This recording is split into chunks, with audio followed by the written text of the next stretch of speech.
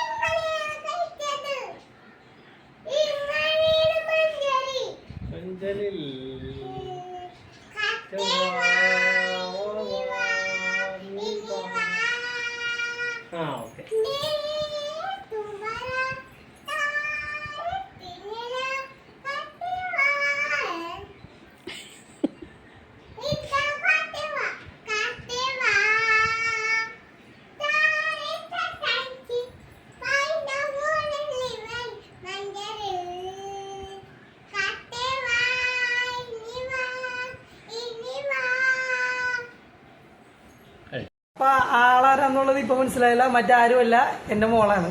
Okay, ഇന rose ബെല്ലോ. ഇനി മറ്റ് വീഡിയോകളായിട്ട് കാണാം. അതുവരേക്കും ബൈ.